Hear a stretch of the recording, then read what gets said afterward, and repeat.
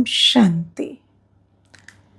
आज हम मीठे बाबा के 9 अगस्त 2024 के मीठे महावाक्य सुनेंगे। ये महावाक्य प्यारे बाप दादा के अव्यक्त रूप से चले हुए महावाक्यों का रिवाइज्ड कोर्स है। मुरली की ओरिजिनल डेट है 2 मार्च 2011। बाबा की मुरली शिव जयंती के उपलक्ष्य पर चली हुई मुरली है और मुरली का सार है, मास्टर सर्वशक्तिवान के स्वमान की सीट पर रहे, एक दो को उमंग उत्साह दिलाते, सहयोगी बन व्यर्थ संकल्पों के अख के फूल अर्पण कर नंबर 1 का इनाम लो।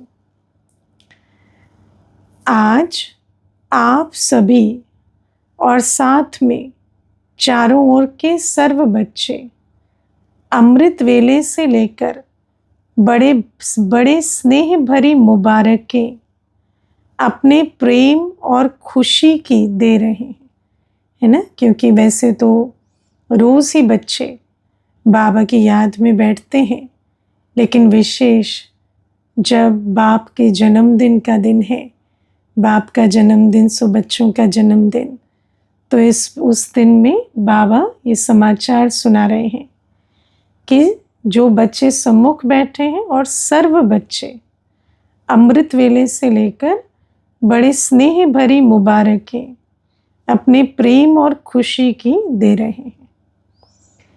तो बाप भी आप सिकी लदे बच्चों को इस जयंती की मुबारकें देने आए हैं, क्योंकि शिव जयंती भी है तो बच्चों की भी जयंती है।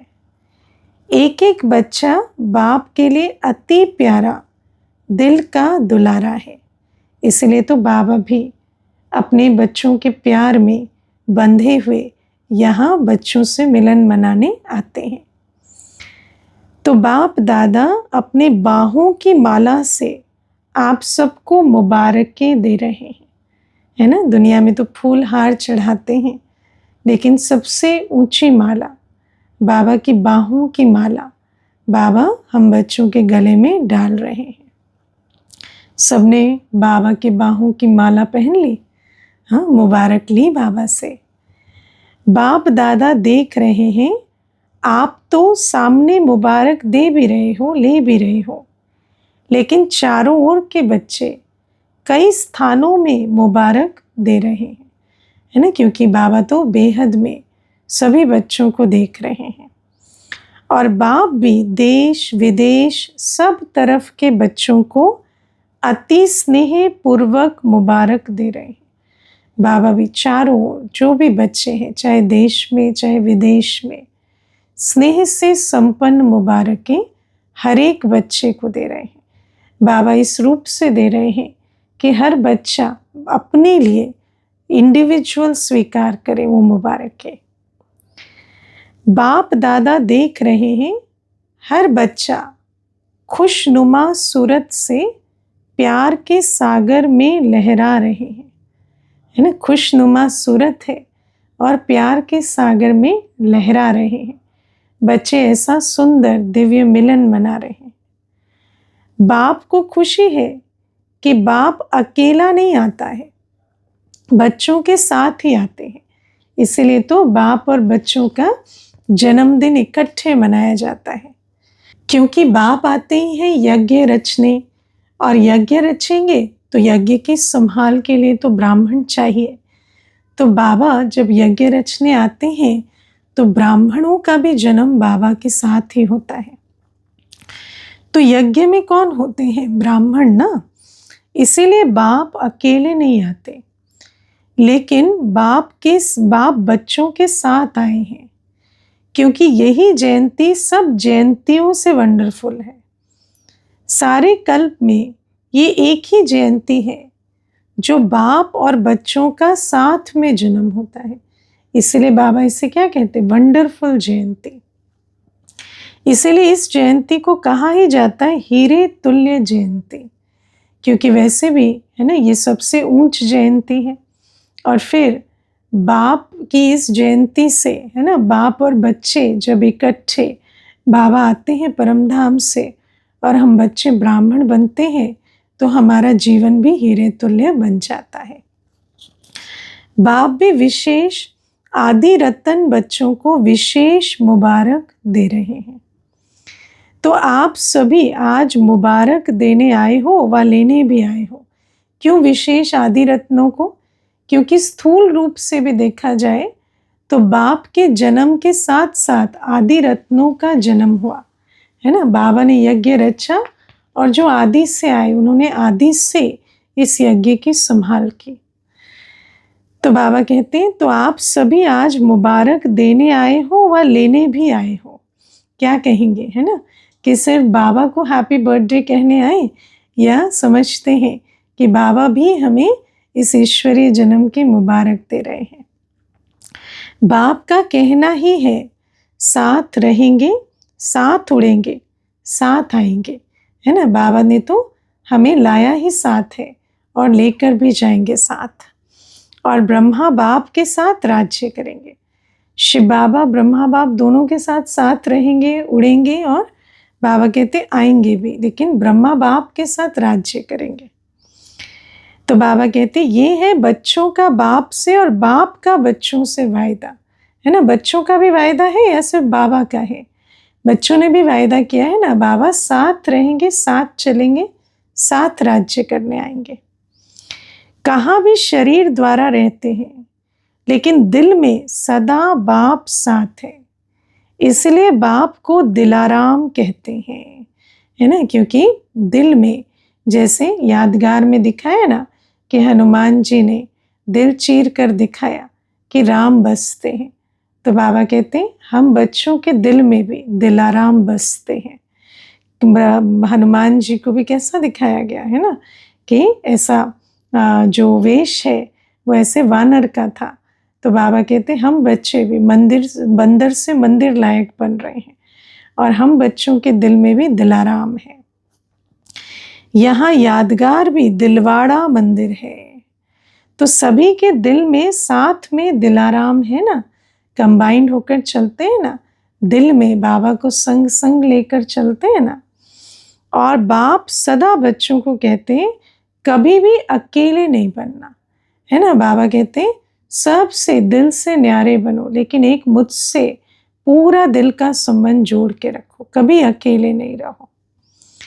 सदा साथ है, साथ रहना ही है ना। बाबा कहते एकांत माना भी एक के अंत में, अकेले नहीं। अकेले होंगे तो माया अपना चांस लेती है। बाबा कहते संगम युग में बच्चे जैसे ही अकेले हो जाते हैं माया चांस लेती है। जैसे छोटे बच्चों को कहते हैं ना इंडिपेंडेंट नहीं हो, अभी माता पिता की उंगली पकड़ कर रखो। ऐसे बाबा कहते हैं जब तक राज्य में ना चले जाओ, जब तक अंतमति सोगति ना हो जाए, तब तक बाबा के साथ रहो, क्योंकि जैसे ही अकेले होते हैं तो माया चांस ले लेती है। और साथ है तो स्वयं ही लाइट हाउस साथ है, तो उसके आगे माया दूर से ही भाग जाती है, नजदीक भी नहीं आ सकती है।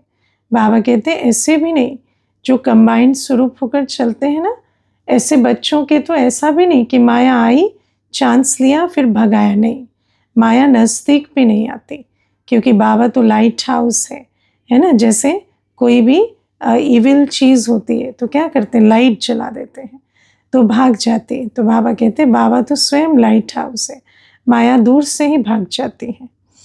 इसलिए बच्चों का बाप से, बाप का बच्चों से सदा साथ का वायदा है। जब से बाबा के बनते हैं तब से लेकर बाबा कहते हैं 21 जन्मों तक बाबा का साथ रहना है। पहले शिव बाबा ब्रह्मा बाबा दोनों के साथ और फिर ब्रह्मा बाप के साथ। आप सभी का भी वायदा है ना, साथ हैं और साथ रहेंगे, सेकंड भी दूर नहीं होना, सदा साथ का वायदा याद रखना। अच्छा लगता है ना साथ में, है ना। दुनिया में देखो कंपनी और कंपेनियन कितना ढूंढते हैं। हाँ, भले हाथ उठाओ, है ना, अच्छा लगता है तो हाथ उठाओ, बताओ। बाप दादा ने देखा हर बच्चा अमृत वेले बाप से बहुत दिल की बातें करते हैं, क्योंकि बाबा से दिल लगी हुई है। तो अपने दिल का हाल बाबा को ही सुनाते हैं। वैसे तो समय नहीं मिलता, लेकिन अमृत वेले हर एक बहुत मीठी मीठी दिल की बातें करते हैं। और बाप भी हर एक बच्चे की दिल की बातें सुनकर सब बातों का उत्तर भी देते हैं, है ना। भक्ति में तो बस भगत पुकारते हैं, भगवान की तरफ से उत्तर नहीं मिलता। लेकिन जब बाबा संगम युग में आते हैं और हम अपने दिल की बातें बाबा से करते हैं, तो बाबा एक एक बात का उत्तर भी देते हैं, मुरली में भी देते हैं और वैसे भी देते हैं। सभी को एक बात की बहुत खुशी है कि हम दिल से कहते मेरा बाबा, तो बाप हाजिर हो जाते। आज सभी अपना अपना कोई ऐसा अनुभव याद करना जब आपने दिल से बाबा को पुकारा और बाबा हाजिर हो गया, ये अनुभव हो, और वो अनुभव लिख कर भेजना, है ना। ऐसे अनुभवों की लेन देन करनी चाहिए, क्योंकि हर बच्चा अनुभवी है कि जब बच्चे ने बाप को दिल से पुकारा तो बाबा तुरंत हाजिर हो गए। हजूर हाजिर हो जाते, इसमें सिर्फ दिल की बात है ना। ऐसे नहीं, मुख से नहीं पुकारना, दुख से नहीं पुकारना, दिल से पुकारा, प्यार से पुकारा, तो हजूर हाजिर हो जाते। और कुछ करने की जरूरत नहीं है, दिल से कहा मेरा बाबा, हजूर हाजिर। तो आज चारों ओर से बाप दादा के कानों में मीठा गीत बज रहा था, है ना, क्योंकि बच्चों के दिल में गीत बज रहे हैं तो बाबा के कानों तक जा रहे हैं। कौन सा गीत? मेरा बाबा, प्यारा बाबा, मीठा बाबा। और बाप दादा भी बच्चों के स्नेह में समाये हुए थे, समाये हुए हैं। सिर्फ अमृत वेले नहीं, बाबा भी बच्चों के स्नेह में समाये हुए, और बच्चे भी बाप के स्नेह में समाये दिल से मीठे गीत गा रहे हैं। अभी बाप दादा आपके स्नेह के दिव्य कर्तव्य को देख कहते हैं कि आपके भगत वो भी कम बुद्धि वाले नहीं हैं, है ना। जैसे बच्चे बाबा के प्यार में बहुत कुछ करते हैं, ऐसे भक्तों को भी बहुत प्यार है, तो वो भी कई रस्म रिवाज बड़ी मीठी प्यार में जैसे बनाते हैं। उन्होंने भी आपके यादगार की कॉपी बहुत अच्छी बनाई है। द्वापर में आए पहला पहला जन्म वैसे भी सतो प्रधान होता है, क्योंकि परमधाम से आत्मा आती है, तो भक्तों की तरफ भी आज दृष्टि गई, है ना। बाबा कहते हैं आज दृष्टि भक्तों की तरफ भी दे रहे हैं। तो कॉपी बड़ी युक्ति युक्त की है। जो भी अभी स्नेह के कर्तव्य हम बच्चे करते हैं, उसकी कॉपी यादगार रूप में भक्तों ने बहुत अच्छी की है। कॉपी बड़ी युक्ति युक्त की है, क्योंकि आपके शुरू वाले विशेष भक्त जैसा आपका प्रैक्टिकल कर्म है, वैसे ही उन्होंने भी यादगार की कॉपी अच्छी बनाई है ना। बाबा कहते शुरू में सतो प्रधान भक्ति में तो बहुत ही अच्छी कॉपी की है, लेकिन आपका प्रैक्टिकल है और उन्हों का यादगार है, इसीलिए आपको हर स्नेह के कर्तव्य की पदम गुणा प्राप्ति है। उनको अल्पकाल का सुख तो मिलता, लेकिन सर्व प्राप्तियां नहीं होती। जैसे अब बाबा कहते कैसे कॉपी की है, जैसे आपने व्रत लिया है। आपने कौन सा व्रत लिया है बताओ भाई? हाँ, पवित्रता का। हमारा व्रत कौन सा है? पवित्रता का। धरत परिये धर्म न छोड़िए, है ना। सर धड़ से भी अलग हो जाए तो भी हमें अपना पवित्रता स्वधर्म नहीं छोड़ना। और बाबा कहते ये जो व्रत है ये एक दिन का नहीं है, पूरे ब्राह्मण जन्म का है। तो वह भी व्रत लेते हैं, लेकिन वो एक दिन का लेते हैं और खान पान का लेते हैं। व्रत की कॉपी की है, लेकिन आपका व्रत एक जन्म में लेने से अनेक जन्म वो व्रत चलता है ना। इसीलिए बाबा कहते हैं हमारा प्रैक्टिकल है, तो प्रैक्टिकल में प्राप्ति बहुत है, क्योंकि बाबा सम्मुख है।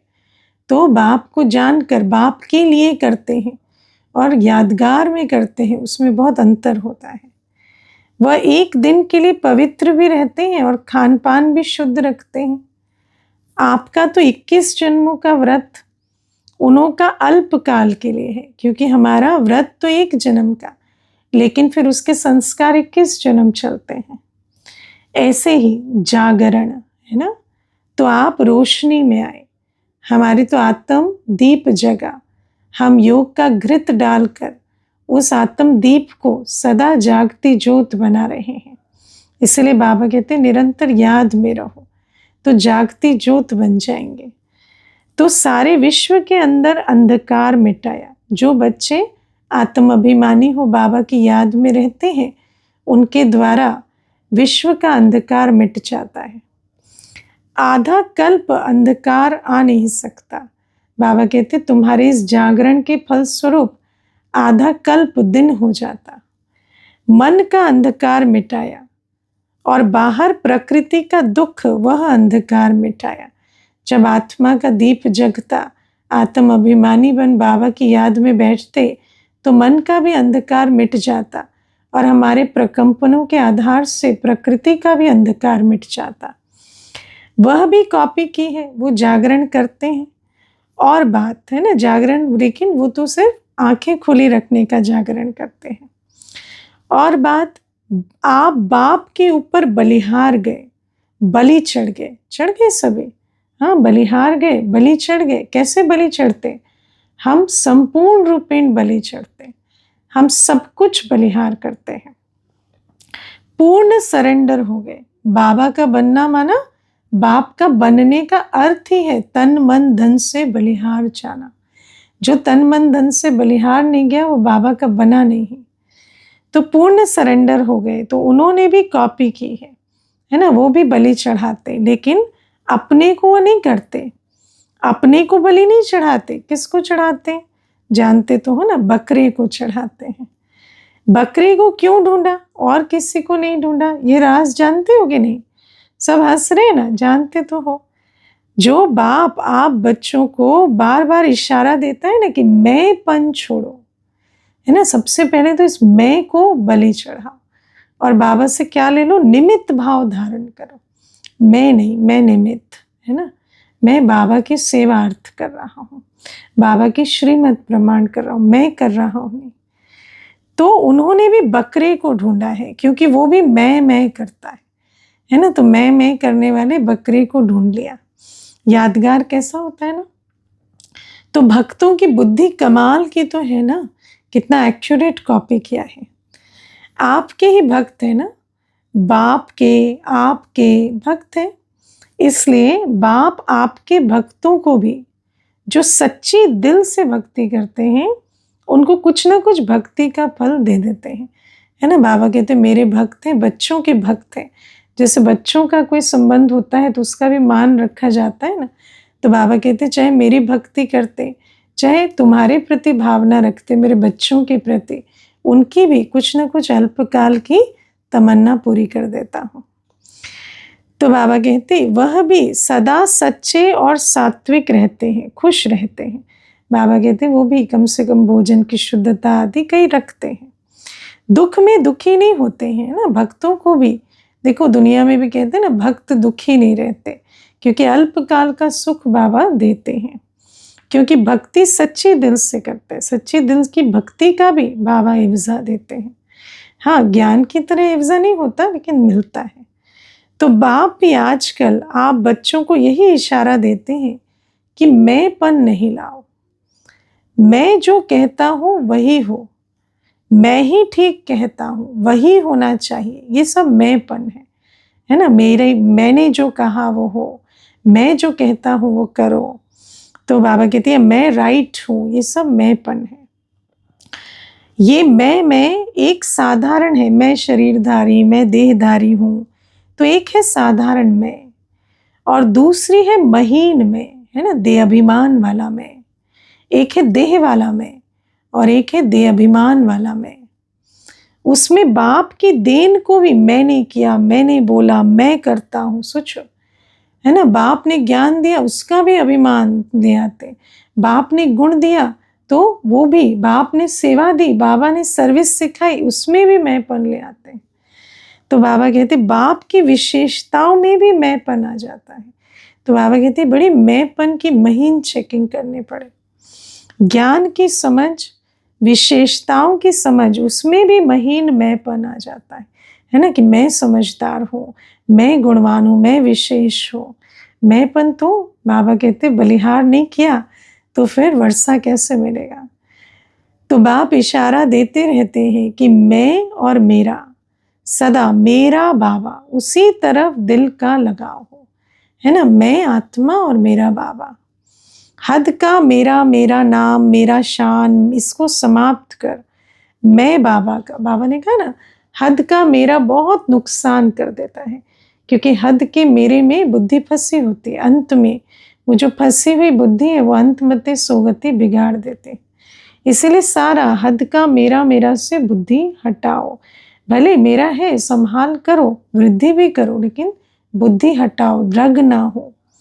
इसको समाप्त कर मैं बाबा का बाबा मेरा, बाबा ही मेरा संसार है।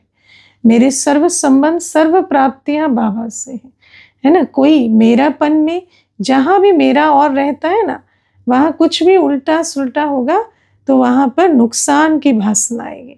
लेकिन जब बुद्धि निकली हुई होगी एक बाबा मेरा, तो सब कुछ साक्षी होकर देख सकेंगे। जो उसके प्रति करना है करेंगे भी, लेकिन दुख की, नुकसान की फीलिंग नहीं आएगी।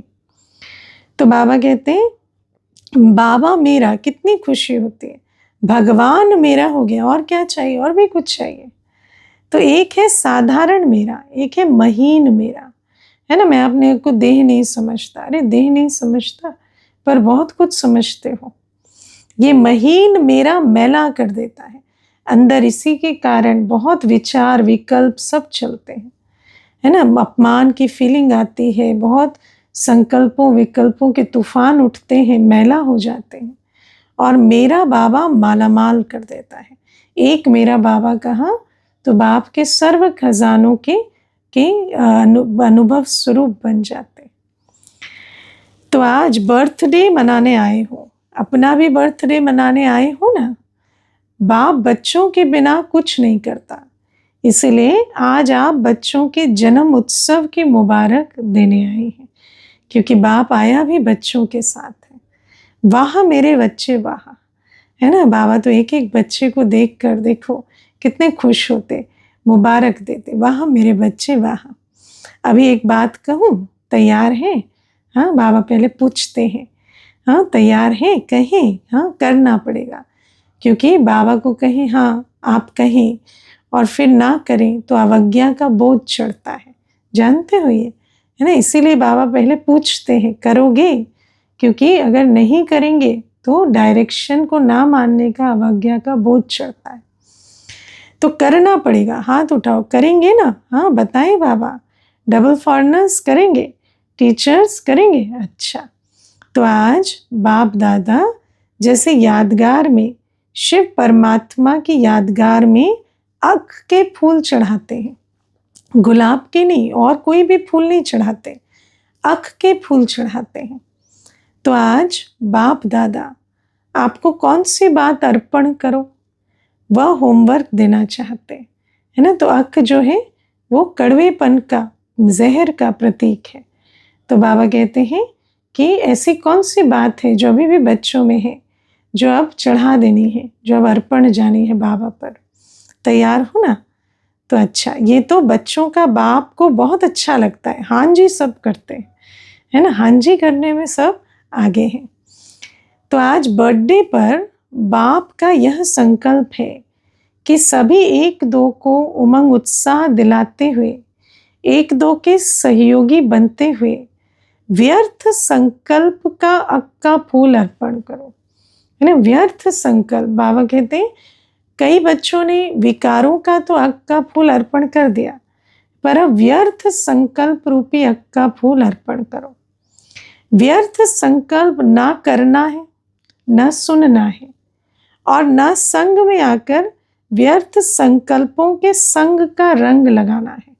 सुना, ऐसे नहीं हम तो नहीं ले रहे, वो सुना रहे हैं, इस वायुमंडल से, है ना, वो संग का रंग लग रहा है, नहीं।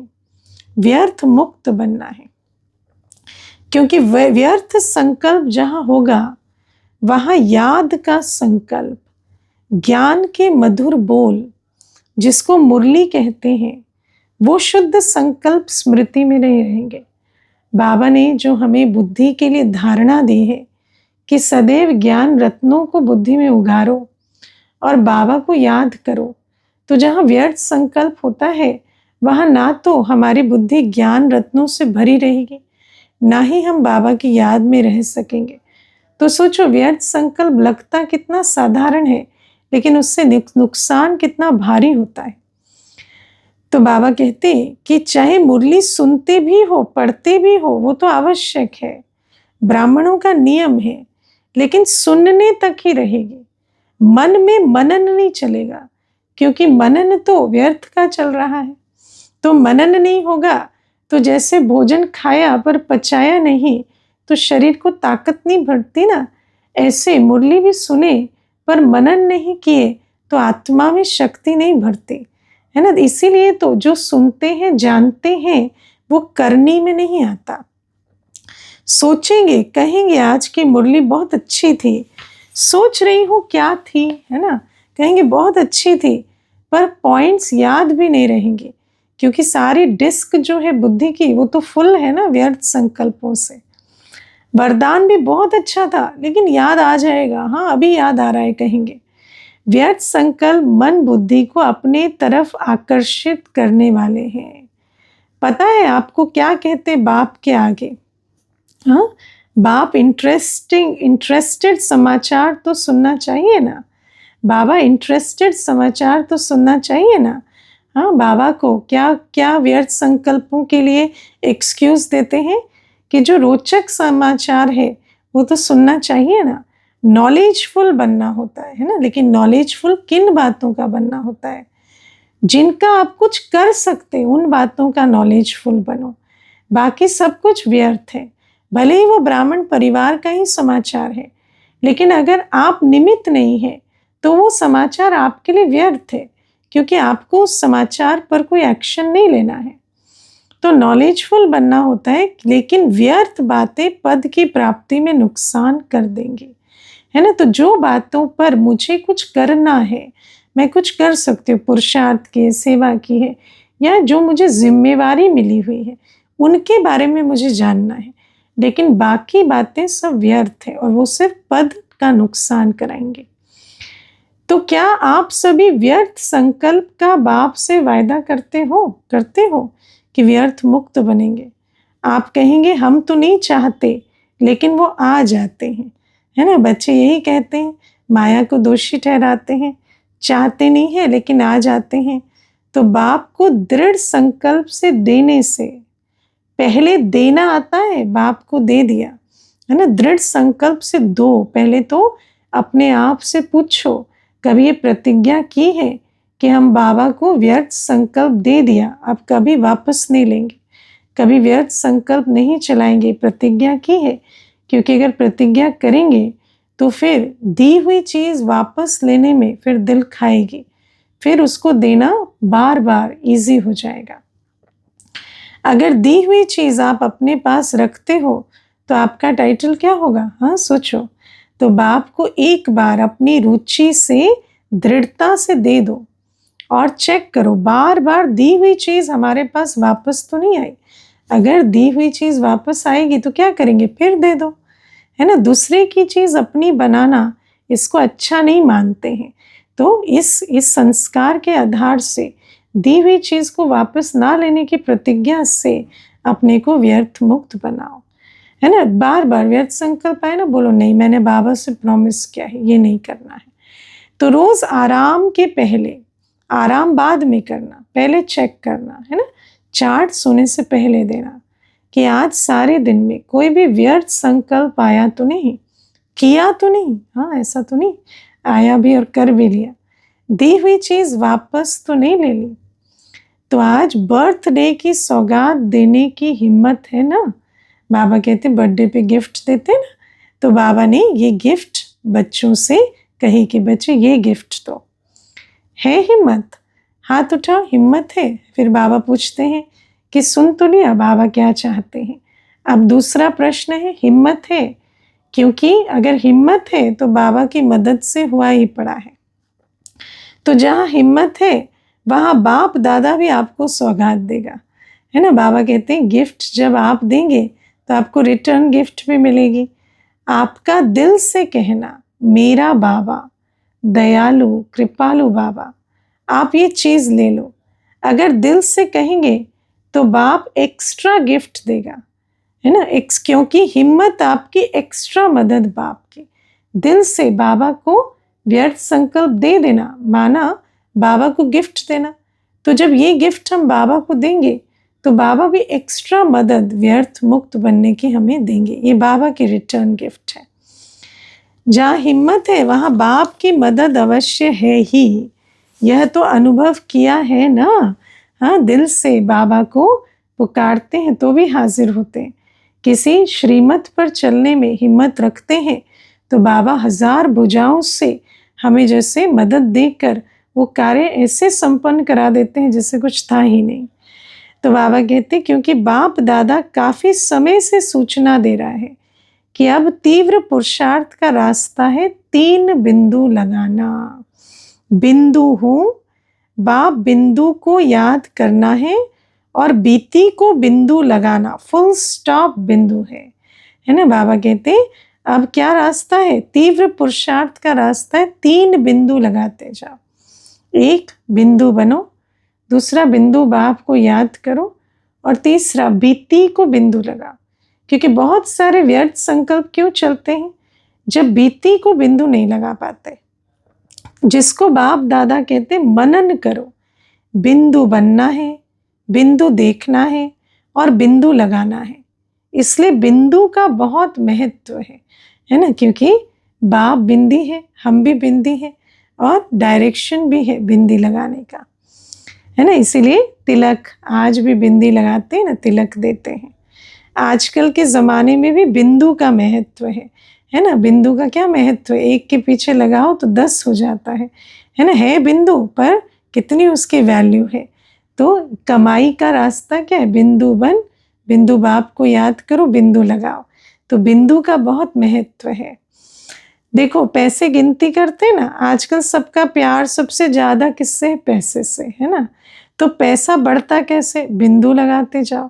10 को बिंदु लगाओ 100 हो जाएगा, दूसरी बिंदु लगाओ तो 1000 हो जाएगा। तो बिंदु का महत्व है। लेकिन असली बिंदु कौन सा है वो भूल गए। असली में कौन सा बिंदु से अविनाशी कमाई होती है। तो बिंदु बन, बिंदु बाप को याद कर, बिंदु लगाने से बहुत कमाई होती है। उसका यादगार है आज के बिंदु का महत्व। तो बाबा कहते हैं तो आज बाप को जन्मदिन की सौगात दे दी। हाँ, दिल से दी। हाँ, दिल से दी तो मदद मिलेगी, है ना। सिर्फ ऐसे ही सबको देखकर हाथ उठा दिया तो क्या जाते भूल जाएंगे। क्यों क्या तो नहीं करेंगे, कैसे करूं, क्या करूं, है ना। बाद में कारण ढूंढते, पहले तो कहेंगे हाँ करके दिखाएंगे, बाद में कहेंगे बाबा ये बात आ गई, इस कारण से नहीं हुआ। ये कह की भाषा खराब है। मामा कहते थे कह करने वाला कौआ होता है। हम तो होली हंस है ना। क्यों करूं, कैसे करूं, क्यों क्या कह नहीं करना। हाँ, नहीं करना, ये कौआ नहीं बनना। तो सौगात देने के लिए खुशी खुशी से हाथ उठाया है या संगठन में मजबूरी से, है ना। ये भी देहाभिमान बहुत होता है ना, तो देखने वाले क्या कहेंगे इसलिए हाथ उठा देते हैं। अरे खुशी से हाथ उठाओ। ये हाथ उठाना आपकी तकदीर बदल सकता है। आप कहाँ झूठी मान शान में हाथ उठा रहे हो। क्योंकि मजबूरी से करने वाले का सदा नहीं होगा, कभी कभी होगा, है ना। मजबूरी से करने वाला तभी करेगा जब कोई देख रहा है। दिल से करने वाला करना ही है, बनना ही है। वो तो बाबा को देखकर करता है। बाबा के लिए दिल में जो प्यार है उसके लिए करता है। उसको तो पता है बाबा सदैव मुझे देख रहा है, तो सदैव करता है। सौगात दे दी, देनी ही है ना। बाबा कहते सौगात तो देनी ही है, क्योंकि देंगे नहीं तो लेंगे कैसे सौगात। ऐसा खुशी खुशी से संकल्प करेंगे ना तो आप सर्वशक्तिवान बाप के बच्चे, मास्टर सर्वशक्तिवान के लिए क्या बड़ी बात है ना। सर्वशक्तिवान बाप के बच्चों के लिए, मास्टर सर्वशक्तिवान के लिए व्यर्थ को छोड़ना क्या बड़ी बात है, कोई बड़ी बात नहीं। 3 बिंदी लगाना क्या बड़ी बात है, जब चाहे तब लगा सकते हैं, है ना। बस जब खुशी खुशी से संकल्प करेंगे, जब दिल से संकल्प करेंगे।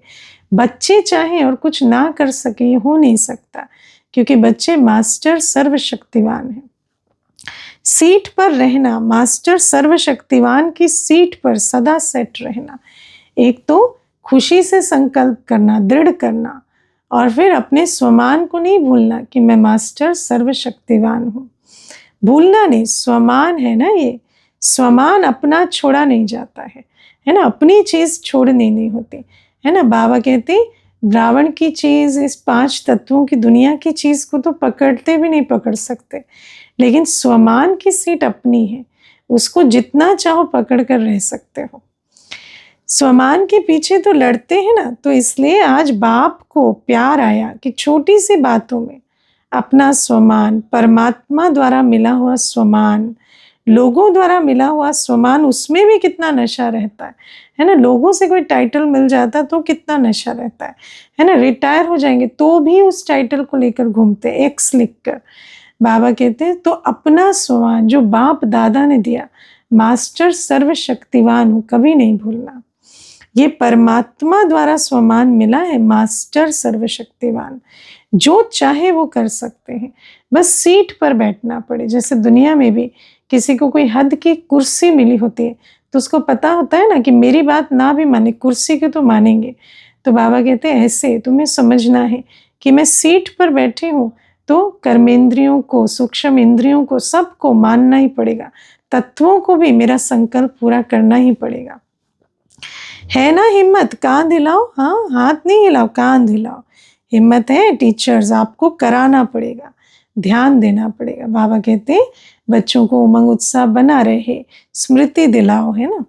आप करेंगे और अटेंशन दिला के कराएंगे। निमित्त हो ना, तो निमित्त का यही कार्य है। फिर देखेंगे कौन सा क्लास कितना क्लास नंबर लेता है ना। बाबा कहते चलो टीचर्स को भी चैलेंज है, आपका क्लास कितना नंबर लेता है। फिर अच्छा इनाम देंगे, हाँ इनाम तो सबको चाहिए, कौन सा इनाम देंगे वो नहीं बताएंगे, हाँ बढ़िया इनाम देंगे, है ना। बाबा तो बढ़िया ही देते हैं। क्लास का क्लास कोशिश करना, है ना, पूरा क्लास सफल हो, ऐसे नहीं एक ने किया नहीं, मेजॉरिटी करे। हाँ तो आज बाप दादा को एक एक बच्चे के प्रति प्यार आ रहा है कि नंबर 1 में आए। नंबर 1 में आना माना राजधानी में आना, 2 में नहीं, हाँ 2 में भी नहीं। पहली राजगद्दी पर नहीं बैठेंगे, तख्त पर तो 2 ही बैठेंगे, लेकिन पहली राजधानी, पहले राजघराने के संबंध में आवे, ऐसा बाबा की शुभ आस है हर बच्चे के लिए। 2 नंबर तो हो गए ना, है ना, 2 नंबर तो हो गए, मम्मा बाबा फिक्स हो गए पहले राज्य के लिए। लेकिन राज्य करना है, राज्य अधिकारी बनना है, तो पहले राज्य में आवे, लेकिन राजधानी भी तो होगी, उसमें आए। तो बाप दादा का यही बच्चों से प्यार है कि एक एक बच्चा कोई ना कोई विशेषता में नंबर 1 आवे, नंबरवार नहीं, नंबर 1 है। उमंग में आना है। देखो बाबा रोज हमें कोई ना कोई एक धारणा कहते हैं ना।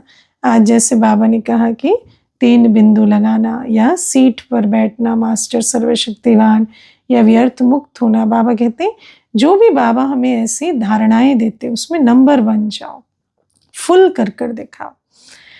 तो बाबा कहते हैं कि एक एक बाप दादा का यही बच्चों से प्यार है कि एक एक बच्चा कोई ना कोई विशेषता में नंबर 1 आवे, नंबरवार नहीं, नंबर 1, है ना, सेकंड नंबर भी नहीं।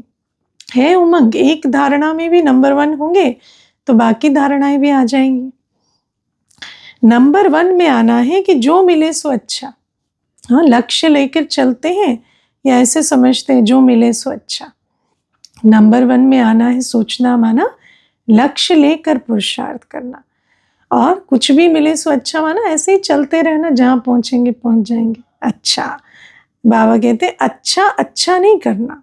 बाप की आशा है एक एक बच्चा कोई ना कोई कमाल में नंबर 1 आवे, है ना। कोई एक चीज जो बाबा कहते हैं ना एक करो, उसमें नंबर 1 आए। 4 सब्जेक्ट है, कोई ना कोई सब्जेक्ट में नंबर 1 बनना ही है ना। ज्ञान, याद, धारणा, सेवा, किसी में तो नंबर 1 हो, बनना ही है, ये अंडरलाइन करो। चलो ज्यादा मेहनत नहीं देते, कोई ना कोई सब्जेक्ट में नंबर 1। चलो बाबा कहते 4 में भी नहीं, 1 में तो बनो, ये तो सहज है ना। बाकी आज के दिन अमृत वेले एक एक बच्चा जो भी मिलन मना रहे थे, बड़ा खुशनुमा, खुशी में हंसता हुआ खुशनुमा चेहरा दिखाई दे रहा था। और बाप ने भी हर बच्चे को सदा उड़ती कला का वरदान दिया है ना। बाबा ने कहा है बाबा की याद से खुशी मिलती, तो जो बाबा की याद में मिलन मना रहे हैं उनका चेहरा खुशनुमा हो गया है। और बाबा भी वरदान देते हैं कि उड़ते रहो, है ना। बाबा की याद से वरदान भी ले लिया, खुशी भी ले ली। चलती कला नहीं, उड़ती कला, क्योंकि चलने में तो बीच में कोई पत्थर आएगा तो भी उसको पार करने में मेहनत होगी, पहाड़ आ गया तो और ही मुश्किल। उड़ती कला में बड़े से बड़ा विघ्न पार कर देते उड़कर। तो बाप दादा का आज ये वरदान याद रखना, उड़ती कला का वरदान। बाप दादा ने, देखो बाबा ने स्वमान भी दे दिया, वरदान भी दे दिया, बाबा तो झोली भरते ही जाते हैं। बाप दादा ने आपके और अपनी जयंती पर क्या वरदान दिया? उड़ती कला भव। आपने भी सारा दिन शिवरात्रि उत्सव दिल में मनाया है ना, तो सभी अच्छे हैं, अच्छे रहेंगे, अच्छे ते अच्छा राज्य पद प्राप्त करेंगे। सभी अच्छे हैं ना। हाँ, बाबा कहते हैं बाप के साथ हैं तो अच्छे हैं। बाप तो अच्छा ही देखता है ना, बाबा तो गुण ही देखते हैं। अच्छा, चारों ओर के चाहे सम्मुख बैठे हैं, चाहे अपने अपने स्थान पर बैठ मना रहे हैं, सभी को बाप दादा भी देखकर हर्षित हो रहे हैं और बच्चे भी बाप का मिलन देख खुश हो रहे हैं।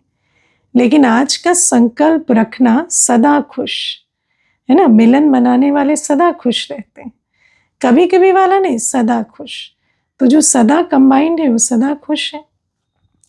कोई भी देखे आपके चेहरे को देखकर सोचे कि ये बहुत भाग्यवान आत्मा दिखाई देती है, क्योंकि जो खुश होते हैं ना उनको देखकर ऐसे सोच चलती है कि इनको कुछ मिला है।